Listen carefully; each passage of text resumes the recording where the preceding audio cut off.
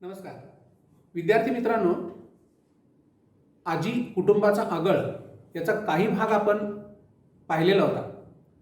आता त्या पाठाचा पुढील भाग आपण अभ्यासत आहोत. लेखकाची आजी तिची लेखकाच्या कुटुंबावरच केवळ हुकूमत होती असे नाही, तर लेखक ज्या गल्लीत राहायचा त्या गल्लीतल्या सर्व घरांवर, गल्लीवर तिचा वचक होता.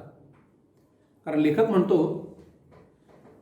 गल्लीतल्या बायका लेखकाच्या घरी जी कामं घेऊन यायच्या आणि तिथं सगळे एकत्र बसून त्या सगळ्या बायका आजीच्या निर्देशानुसार काम करायच्या, गप्पा व्हायच्या, सासूरवास जाच अशा चर्चा व्हायच्या. हे सगळं आजीच्या वाड्यामध्ये व्हायचं, लेखकाच्या वाड्यामध्ये व्हायचं. आता त्या पुढचा भाग जो पाठाचा आहे तो मी आपल्यासमोर वाचणार आहे. तुम्ही देखील पुस्तकातील पान क्रमांक 6 वरती आता यायचंय. बघूया पुढील भाग. आमची ढाळस म्हणजे गावाचं वर्तमानपत्र होतं आणि आजी त्याची संपादक होती. तर सगळ्या बातम्या तिथं यायच्या, त्यांची शहानिशा व्हायची आणि मग त्या गावभर जायच्या. कडूसं पडायच्या आधी ही मैफिल मोडायची. माणसांची वेळ झाली की म्हातारीची ढाळस सुटायची. माणसं ढाळजत बसायची. रात्री 8च्या दरम्यान ढाळजाचा दरवाजा लागला आणि एकदा आतनं आगळ टाकली की वाडा शांत व्हायचा. ही आगळ दरवाजाला लावणं किंवा काढणं म्हणजे आमच्यासाठी दिव्य असायचं. मुळात ही 6 फुटाची लांब आणि पाऊण फूट रुंद अशी सागवानी आगळ एका भिंतीतल्या देवळीत ती आरपार जायची. ती आरपार घालवून दरवाजा उघडणं किंवा तिच्या तोंडाला असणाऱ्या पिवळ्या वाघाच्या जबड्यातील कडीला हात घालून ती बाहेर ओढणं व समोरच्या भिंतीतल्या देवळीत ढकलणं फार अवघड गणित होतं. ही आगळ म्हणजे दरवाजाचं, पर्यायानं वाड्याचं भरभक्कम संरक्षक कवच होतं. दुपारी एकदा आगळ टाकली की उन्हाचं सुटीचं आम्हाला बाहेर पडायला संधी नसायची. तसाच रात्री त्या आगळीचा तितकाच आधारही वाटायचा. भर उन्हात मग आजीला जास्त त्रास होऊ न देता तिथंच आम्ही ढाळजत, पडवीत, सोप्यात कुठेही बैठे खेळ खेळायचो. चिंचोके, गजग, खापराच्या भिंगऱ्या, जिबल्या, चुळचुळ मुंगळा, भोवरा, गोट्या असले खेळ असायचे. तर कधी घरातल्या सरपणातली लाकडं काढून विटी दांडू भोवरं बनवीत बसायचं. भिंगऱ्या बनवताना त्यांना गोल आकार देण्यासाठी दगडावर घासत बसायचं. मधनच फुक्की आली की पाटी काळी कुळकुळीत व्हावी म्हणून खापरानं घासायची. तरवाडाच्या वाळल्या शेंगांना छिद्र पाडून बाभळी काट्यात ओवायच्या. काट्याला आतून एक आणि बाहेरून एक शेळीच्या लेंड्या लावायच्या आणि भिंगऱ्या बनवायच्या. ज्वारीच्या ताटांच्या बैलगाड्या बनवायच्या. तालमीतली लाल माती आणून बैल बनवायची. कधी गोल गोटे आणून ते घडत बसायचे आणि त्यांच्या छान छान गोल गोट्या बनवायच्या. मग सगळ्यांचा डोळा चुकवून हळूच चटकी मारायची आणि गोट्या खेळायला जायचं. तिथंच कुरीचा डाव रंगायचा. ज्यांना खेळायची संधी मिळायची नाही ती पोरं माकडासारखं वडाच्या पारंब्यांना लोंबकळत राहायची. झोका खेळायची. उतरताना पारंब्यांच्या शेंड्यांना फुटलेली पिवळी पालवी शेव शेव म्हणून खायची. देवळात जायची. घंटी वाजवून म्हाताऱ्यांची झोपमोड करायची. एखाद्या भर दुपारी मग तिथनंच मोर्चा विहिरीकडे वळवायचा. मनसोक्त पोहायचं, शिवणापाणी खेळायचं. मुटकं टाकून पाणी उडवण्याची शर्यत लागायची. कंटाळा आला की ओल्या अंगाने तिथंच मातीवर लोळत पडायचं. चटके बसायला लागले की पुन्हा पाण्यात उड्या.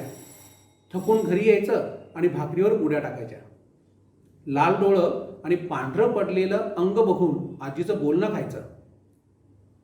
असल्या सगळ्या निसर्गदत्त वातावरणात बालपण आकाराला येत होतं. गाभोड्या चिंचा, मिठाचे खडे, कच्च्या कैऱ्या, बांधावरची बोरं, चिंचांचा तौर, उंबरं, ढाळं, काटाड्यावर भाजलेली कणसं, गहू ज्वारीचा हुरडा, कच्ची वांगी, गवार, छोटी तंबाटी, शेण्या, कलिंगड, शेंदाड, करडीची पात्रीची भाजी, ज्वारीची हिरवीगार ताटं, कवटं, तुरीच्या मटकीच्या शेंगा, त्यांची उकड, हुलग्याचं माडगं, असा सगळा रानमेवा पोटात जात होता. आम्ही वाढत होतो, भांडत होतो, पुन्हा एकत्र खेळत होतो. ढाळजत आजीच्या धाकात अभ्यास करत होतो. आजीच्या मायेच्या सावलीखाली आम्ही मोठे होत होतो.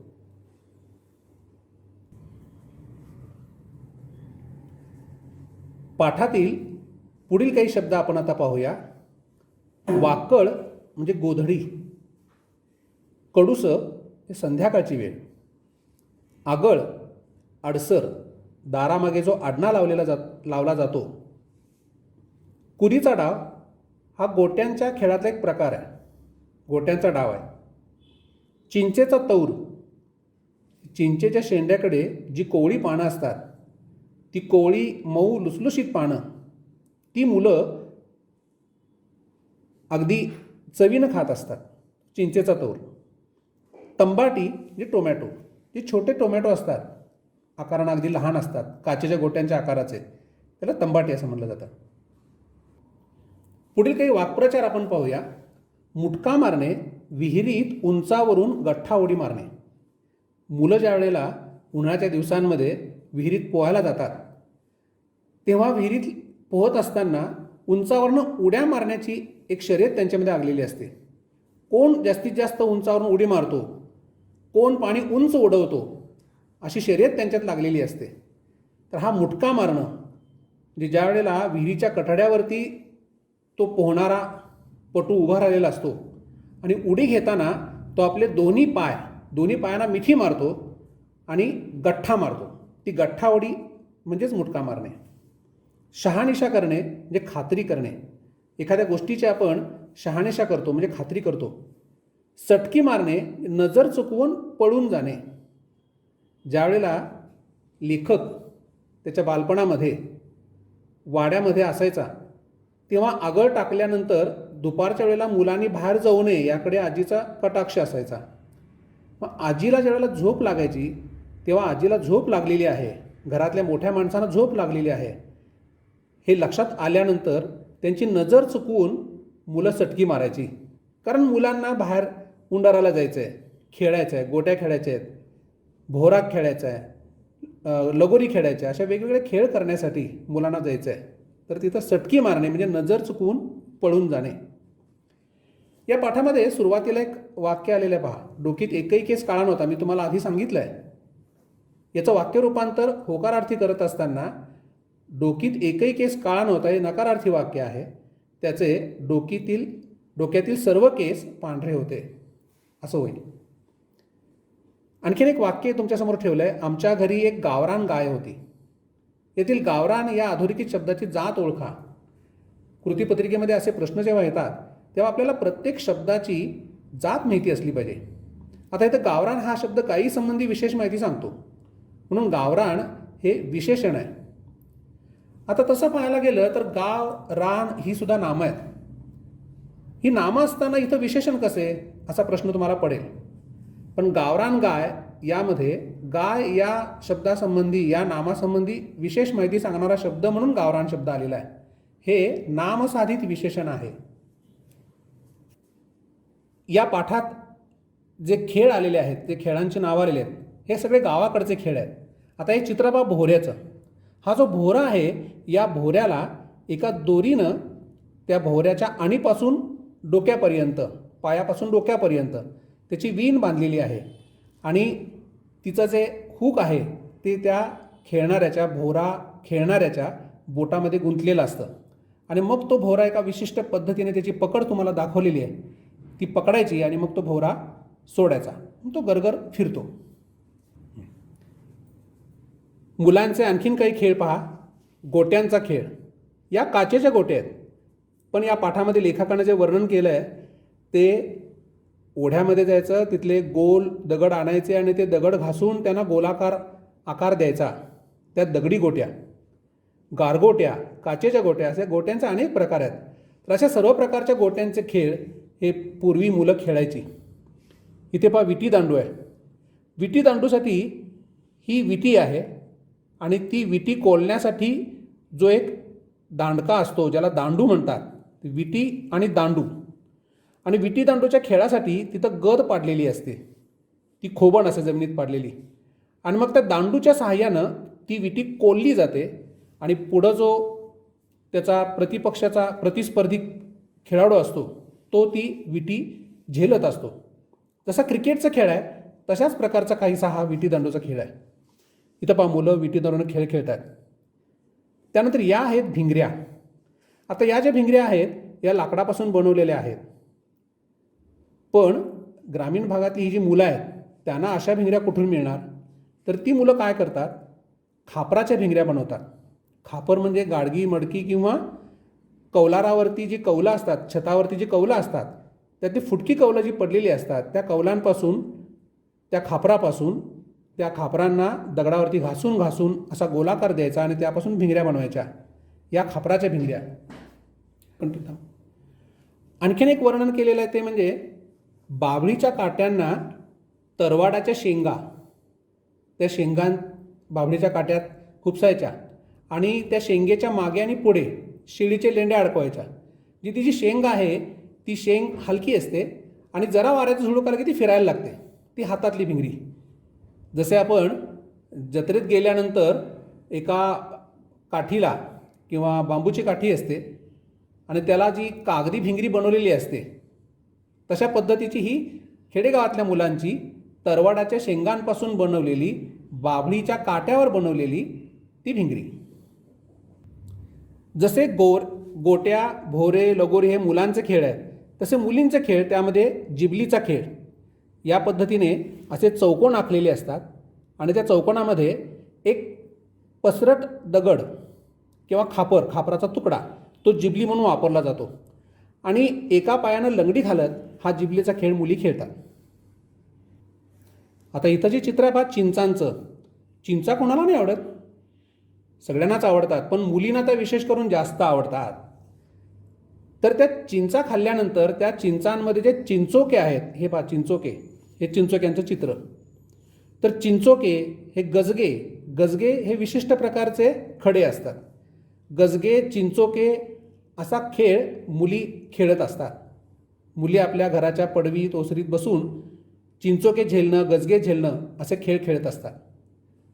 हे मातीचे बैल आहेत. लेखक म्हणतो, आजीची नजर चुकवून आम्ही तालमीतली माती आणायचो आणि मातीचे बैल करायचो. तर हे मातीचे बैल. खेडेगावातली ही जी मुलं आहेत ही खेडेगावातली मुलं निसर्गामध्ये रमणारी आहेत. निसर्गातल्या अनेक गोष्टींचा वापर करून आपलं मन रमवणारी, मनोरंजन करणारी अशी ही मुलं आहेत. आता हा खेळ पहा, सूरपारंब्यांचा खेळ. गावामध्ये, गावाच्या बाहेर एखाद्या मंदिराच्या जवळ किंवा वेशीजवळ किंवा एखाद्या रानामध्ये किंवा मुलं ज्या ठिकाणी पोहायला जातात त्या विहिरीच्या ठिकाणी अशी वडाची, पिंपळाची झाडं असतात. त्या झाडांवरती ही मुलं सूरपारंब्यांचा खेळ खेळतात. ही सूरपारंब्यांचा खेळ खेळणारी मुलं आहेत. ही आहेत विहिरीत पोहणारी मुलं. ही जी मुलं असतात सुट्टीच्या काळामध्ये दुपारच्या वेळेस घरातल्या माणसांची नजर चुकवून वेगवेगळे खेळ खेळण्यासाठी जसे बाहेर पडतात तशी ही मुलं उन्हाळ्याच्या दिवसांमध्ये विहिरीत पोहायला जातात.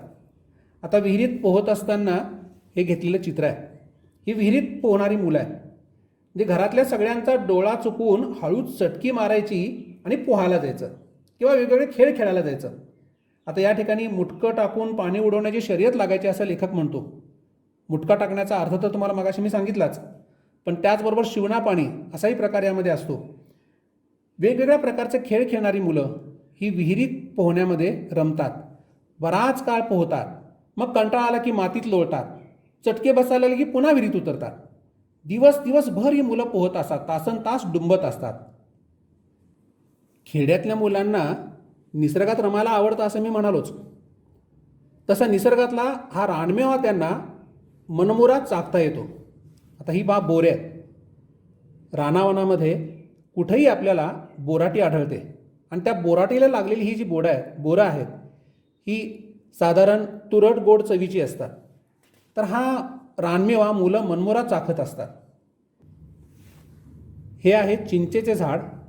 तसे स्पष्ट दिसत नाही पण चिंचेच्या शेंड्याकडची कोवळी पानं तुम्हाला इथं दिसतात. तर हा ही कोवळी पानं जी असतात ती मऊ लुसलुशीत कोवळी पानं मुलं आनंदानं खात असतात. तो चिंचेचा तौर. ही आहेत झाडाला लागलेली उंबरं. हे उंबराचं झाड. उंबरं खाणं, बोरे खाणं, चिंचांचा तौर खाणं, याशिवाय सुद्धा अनेक गोष्टी मुलं रानामध्ये खात असतात. या पाठामध्ये लेखकानं असं म्हटलं आहे की ज्वारी बाजरीचा हुरडा. तरी ज्वारीची कणसं आहेत आणि कडेला इथे काही लाकडं पेटवलेली दिसत आहेत. ज्या वेळेला ज्वारीची कणसं भरायला लागलेली असतात, त्या कणसांमधले जे दाणे असतात ते कोवळे असतात, मऊ कोवळे लुसलुशीत असतात, त्याच्यामध्ये दूध असतं. तर हे असे दाणे या पद्धतीनं भाजले जातात आणि त्याचा हुरडा तयार केला जातो. तो अतिशय रुचकर असतो. हे छोटे टोमॅटो, त्यानंतर शेंदाडं, ही कलिंगडं, असा भरगच्च रानमेवा मुलांना रानावानामध्ये खायला मिळतो. ही करडीची भाजी, ही पात्रीची भाजी, तुरीच्या शेंगा, हुलग्याचं माडगं. तर हुलगा हे कडधान्य आहे. हुलग्यापासून हे माडगं बनवलं जातं. म्हणजे जे हुलगे असतात, कुळीथ ज्याला आपण म्हणतो, ते खरपूस भाजतात आणि ते दळल्यानंतर, ते भरडल्यानंतर ते उकळत्या पाण्यात घालून त्याचे माडगं तयार केलं जातं. अतिशय रुचकर असं हे माडगं असतं. पावसाळ्याच्या दिवसांमध्ये जेव्हा हवा पडते आणि मग सर्दी व्हायला लागते, अंगात थोडी कसकस असल्यासारखं जाणवतं, अशा वेळेला हे माडग्याचं जे वाडगा आहे, ते वाडगाभर माडगं प्यायलं की सगळी कसकस निघून जाते, सर्दी निघून जाते कुठल्या कुठे. हे सगळं निसर्गदत्त अशा वातावरणामध्ये या मुलांना लाभलेलं आहे आणि त्याचा ते मनसोक्त फायदा करून घेत असतात. लेखकाचं बालपण हे खेडेगावातलं आहे. खेडेगावातल्या निसर्गदत्त वातावरणामध्ये लेखकाचं बालपण आकाराला येत होतं. गाभोळ्या चिंचा, मिठाचे खडे आणि कच्च्या कैऱ्या, ज्वारीची हिरवीगार ताटं, तुरी मटकीचे शेंगा, त्यांची उकड, हुलग्याचं माडगं, असा सगळा रानमेवा लेखकाच्या त्या बालगोपाळांच्या पोटात जात होता. लेखक म्हणतो, आम्ही वाढत होतो, भांडत होतो, पुन्हा एकत्र खेळत होतो, ढाळजत आजीच्या धाकाना अभ्यास करत होतो आणि आजीच्या मायेच्या सावलीखाली आम्ही मोठे होत होतो. आगळ या कादंबरीमधून हा पाठ घेतलेला आहे. लेखक महेंद्र कदम यांनी ग्रामीण संस्कृतीचं, ग्रामीण जीवनाचं यथार्थ दर्शन या पाठातून आपल्याला घडवलं आहे. आता या पाठाचा स्वाध्याय पण आपण बघणं आवश्यक आहे. तर चला आपण स्वाध्यायाकडे वळूया. पाठावरील स्वाध्याय. पाठात आलेल्या खेळांचे वर्गीकरण करा. बैठे खेळ आणि मैदानी खेळ. आता यामध्ये आपण जो पाठ वाचला आहे त्यातील बैठे खेळ बघा बरं कोणते आहेत. चिंचोके, गजगं, खापराच्या भिंगऱ्या, जिबल्या, गोट्या आणि चुळूचुळू मुंगळा. यातला जिबल्या हा खेळ आपण मैदानीकडे टाकू शकतो, कारण जिबल्या हा खेळ हा लंगडी पद्धतीने खेळायचा खेळ आहे. मैदानी खेळांमध्ये विटी दांडू, भोवरा आणि चिबल्या असं आपण म्हणू शकू. दुसरा प्रश्न आहे, खालील मुद्द्यांच्या आधारे आजीचे शब्दचित्र रेखाटा. आजीचे दिसणे, आजीचे राहणीमान आणि आजीची शिस्त. या प्रश्नाचं उत्तर लिहित असताना या पाठातील लेखकाची आजी ती कशी दिसते, तिचं राहणीमान कसं आहे, तिनं शिस्त कशी लावली आहे, आपला वचक कसा कुटुंबामध्ये ठेवलेला आहे, या मुद्द्यांना धरून आपल्याला लेखन करायचं आहे. हा प्रश्न परीक्षेमध्ये स्वमतावर आधारित ज्यावेळेला येईल तेव्हा कदाचित तुमच्या आजीचं दिसणं, तुमच्या आजीचं राहणीमान, तुमच्या आजीची शिस्त या आधाराने लिहा असा सुद्धा प्रश्न येऊ शकतो. आता तुम्ही उत्तर लिहित असताना लेखकाची आजी आणि तुमची आजी अशी दोन स्वतंत्र उत्तरं, आजीचे शब्दचित्र या पद्धतीनं रेखाटायचे आहेत. येथील विरुद्धार्थी शब्दांच्या योग्य जोड्या जुळवा. आळस या शब्दाचा विरुद्धार्थी शब्द आहे उत्साह. आता जोड्या जुळवत असताना मी इथं तुम्हाला रेग मारून दाखवतोय, पण परीक्षेमध्ये मात्र तुम्ही अशा रेगा मारून जोड्या जुळू नका बरं का. आदर, अनादर. आपुलकी त्याच्या विरुद्धार्थी शब्द दुरावा आणि आस्था, अनास्था. खालील वाक्यातील वाक्प्रचार शोधून अधोरेखित करा. कृतीपत्रिकेमध्ये वाक्प्रचार आपल्याला शोधायचा आहे. सहलीच्या वेळी शिस्तभंग होऊ नये याकडे शिक्षकांचा कटाक्ष असतो. आता यातला वाक्प्रचार कोणता आहे, तो आपण अधोरेखित करायचा आहे. कटाक्ष असतो. वाक्प्रचार म्हणून आपण ज्यावेळेला विचार करतो तेव्हा कटाक्ष असणे या वाक्प्रचाराचा अर्थ सांगा आणि त्याचा वाक्यात उपयोग करा असा प्रश्न तुम्हाला परीक्षेला येतो. इथे त्याची उलटी कृती केलेली आहे. दोन व्यक्तीतील संवादाचा तिसऱ्या व्यक्तीने कानोसा घेणे अयोग्यच. यातील वाक्प्रचार आहे कानोसा घेणे. कारण नसताना हुकूमत गाजवणारे व्यक्ती इतरांच्या नजरेतून उतरतात. आता यामध्ये वाक्प्रचार जो आहे नजरेतून उतरणे असाही वाक्प्रचार आहे आणि हुकूमत गाजवणे. पुढचा प्रश्न पहा. कंसातील विशेषणांचा योग्य ठिकाणी वापर करून वाक्य पुन्हा लिहा. खूप, त्याचा, आंबट, अधिक, द्विगुणित, आमची ही विशेषण आहेत. आता ही विशेषणं आपल्याला या वाक्यांमध्ये रिकाम्या जागी योग्य पद्धतीने भरायची आहेत, योग्य ठिकाणी वापरायची आहेत. समुद्रकिनारी रिकामी जागा सहल गेली होती. इथं कोणतं विशेषण येईल? तर समुद्रकिनारी आमची सहल गेली होती. आमची हे सर्वनाम आहे, पण या ठिकाणी आपण हे सार्वनामिक विशेषण म्हणून वापरतो आहे. आमची सहल. खूप दिवसानंतर मैत्रिणीला पाहून राजश्रीचा आनंद रिकामी जागा झाला. खूप दिवसानंतर मैत्रिणीला पाहून राजश्रीचा आनंद द्विगुणित झाला. द्विगुणित होणे म्हणजे दुप्पट होणे. द्विगुणित झाला. आता हे विशेषण जे आहे ते संख्या विशेषण प्रकारचं आहे. विजय अजयपेक्षा रिकामी जागा चपळ आहे. विजय अजयपेक्षा अधिक चपळ आहे. अधिक हे विशेषण या ठिकाणी योग्य ठरेल. रवीला रिकामी जागा कैऱ्या खायला खूप आवडतात. तर कैऱ्या कशा असतात? आंबट असतात. रवीला आंबट कैऱ्या खायला खूप आवडतात. काही कैऱ्या ज्यांचा आंबटपणा कमी असतो, ज्याला आपण खोबरी आंबा म्हणतो, तसेही काही कैऱ्या असतात. मला गाणी ऐकण्याची रिकामी जागा आवड आहे. इथे येणार आहे मला गाणी ऐकण्याची खूप आवड आहे. गाणं ऐकायला सगळ्यांनाच आवडतं. राजू कबड्डी छान खेळत होता, परंतु रिकामी जागा पाय अचानक मुरगळल्याने तो बाद झाला. त्याचा पाय, एकच शब्द यातला राहिलेला शिल्लक त्याचा. आता त्याचा हे सर्वनाम आहे, पण या ठिकाणी ते त्याचा पाय, पाय या संबंधी विशेष माहिती सांगणारा शब्द या अर्थाने ते सार्वनामिक विशेषण आहे. पुढचा प्रश्न आहे. खालील शब्दांचे दोन स्वतंत्र अर्थ लिहून चौकटी पूर्ण करा. वर, वर याचा एक अर्थ आहे नवरा आणि दुसरा अर्थ आहे आशीर्वाद. ग्रह, ग्रह याचा अर्थ आहे एक समज आणि दुसरा अर्थ आहे आकाशातील गोल. काठ याचा एक अर्थ होतो नदीचा काठ किंवा समुद्राचा काठ आणि दुसरा अर्थ होतो साडीचा काठ, लुगड्याचा काठ, किनार या अशा अर्थानं. अभंग हे संतांनी केलेलं काव्य आणि अभंग याचा आणखीन एक अर्थ आहे न भंगणारे.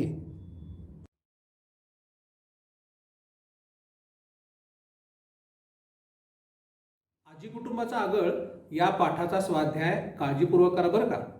आता तुम्हाला घरी बसून अभ्यास करायचा आहे, त्यामुळे तुमची जबाबदारी वाढलेली आहे. आणखीन एक गोष्ट, सांगली शिक्षण संस्थेनं हे जे यूट्यूब चॅनेल सुरू केलं आहे त्या यूट्यूब चॅनेलला सबस्क्राईब करा आणि त्याच्या शेजारी असणाऱ्या बेल आयकॉनवर क्लिक करा, म्हणजे तुम्हाला नेहमी अपडेट मिळत राहतील.